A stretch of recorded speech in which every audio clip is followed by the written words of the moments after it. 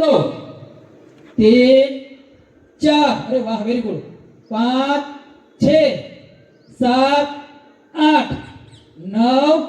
10 આ કસરત આપણા હાથ માટેની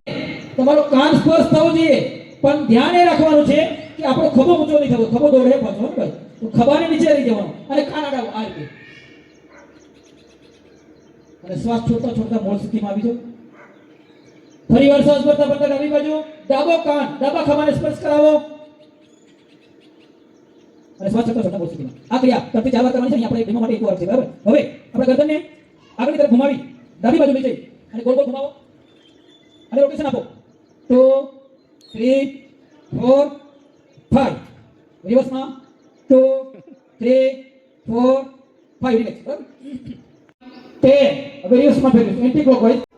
હવે આકાશ તરફ કરીશું અને ખભા પર મૂકી દઈએ બંને ખભા પર મૂકો બરાબર ને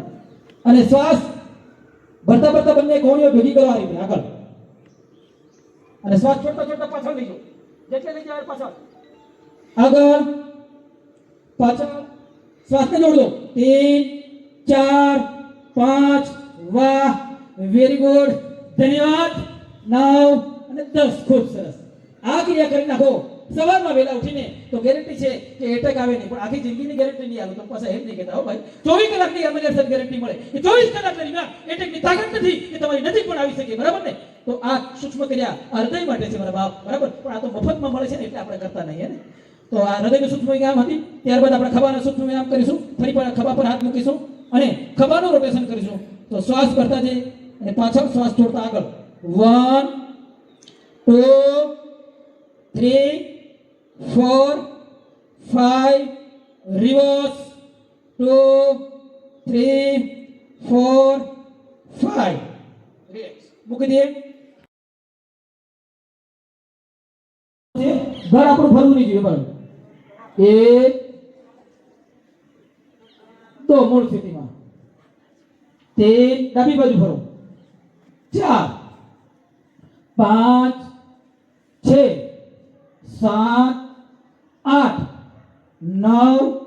10 આ કમરનો સૂક્ષ્મ વ્યાયામ છે બરાબર હા હવે ઘૂંટણ ઘણા દુખાવો છે ઘૂંટણનો મોટા ભાગનો પ્રોબ્લેમ છે જો ઘૂંટણનો દુખાવો દૂર કરવો હોય તો બંને હાથ આગળ કરો અને આપણે બેઠક બનાવવાની છે શ્વાસ ભરતા ભરતા બેસો ચિંતા નહીં કરતા પાછળ ખુરશી છે અને બેસી રહો ભાઈ ફોટોગ્રાફર ફોટો લઈ લો આ બરાબર ને પાછળ ખુરશી છે પડે નહીં ચિંતા નહીં કરતા આપણે બેસો અને શ્વાસ રોકી રાખો વેરી ગુડ ઊભા થાવ આ ખુરશી હાલમાં પડી છે આમાં તમે ખુરશી આ બેસે બનાવો તો ઓટોમેટિક ખુરશી દોડતી જાય આવે મારા બાપ ચલો ફરીવાર 1 2 આગળ